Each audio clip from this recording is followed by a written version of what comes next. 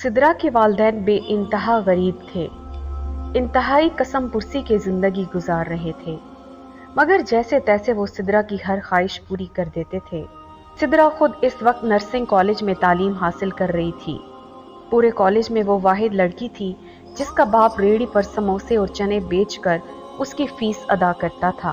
उसके घर के माली हालात ये थे कि जब 2-3 दिन लगातार माल की बिक्री कम होती थी तो घर में नौबत फाकों तक पहुंच जाती थी। उसके वालिदैन बेशक भूखे सो जाते, मगर सिदरा को कभी खाली पेट नहीं सोने दिया। हालात उसके सामने थे, मगर सिदरा को कभी अपने वालिदैन की गुर्बत का एहसास नहीं हुआ। यहाँ तक कि उसने एक एकेडमी में पढ़ने की जिद की तो उसके वालिदैन के पास एकेडमी की फीस देने के पैसे ना थे, मगर फिर भी जैसे तैसे करके उसकी जिद पूरी कर दी। उन्होंने उसे एकेडमी में दाखिला दिलवा दिया।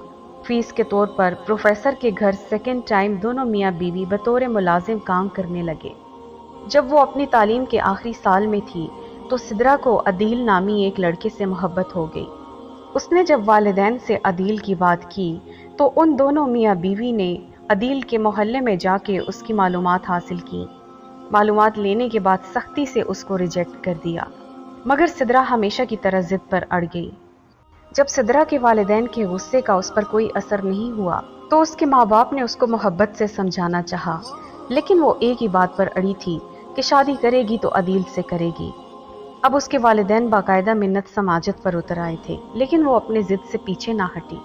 यहाँ तक कि सिदरा के बाप ने उसके कदमों में बैठकर हाथ जोड़ दिए और उसकी माँ ने अपना दुपट्टा उसके कदमों में डाल दिया, लेकिन उसने एक नामहरम की खातिर अपने बाप के जुड़े हाथ और कदमों में पड़ा दुपट्टा कदमों तले रोन डाला और रात की तारीकी में अपने महबूब के साथ फरार हो गई।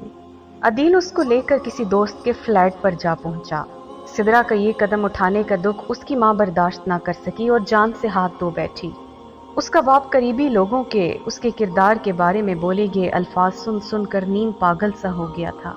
जब कोई आदमी सिदरा को बदकिरदार कहता या गाली देता तो उसका बाप सुनकर रोने लगता।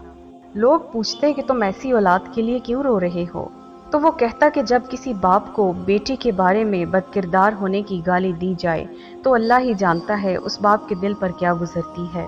आज किसी ने सिदरा के बाप को बताया था कि रेस्क्यू वालों को लड़की की एक लावारिस लाश मिली है जो कि सिदरा से मिलती जुलती है। उसका बूढ़ा बाप होशो हवास से बेगाना होने के बावजूद मुर्दा खाने पहुंचा और अपनी बेटी की लाश को पहचान लिया। सिदरा को अदील पिछले 7 माह से दोस्तों के साथ मिलकर ज्यादती का निशाना बनाता रहा था। वो 4 माह से हामिला थी। उसको शदीद तरीन जिस्मानी और जहनी तशद्दुद का निशाना बनाने के बाद जहर देकर कत्ल कर दिया गया था। जब उसके बाप ने उसकी लाश देखी तो रहते सहते होशो हवास भी खो बैठा।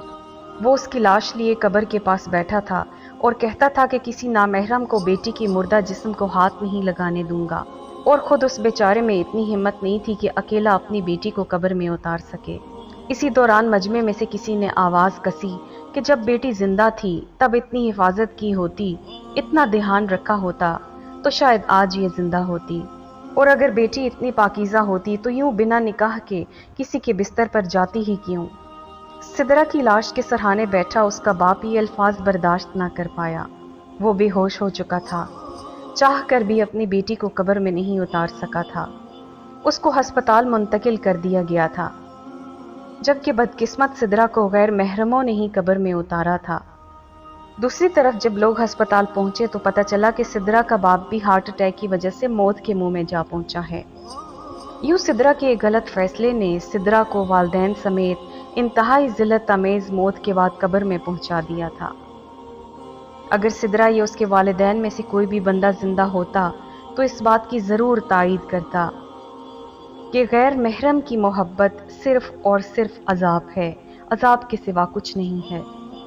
दोस्तों, वीडियो अच्छी लगे तो लाइक कर दें, चैनल को सब्सक्राइब कर दें, साथ ही बेल आइकन को प्रेस कर दें ताकि आने वाली तमाम वीडियोस की नोटिफिकेशन आपको मिल सके।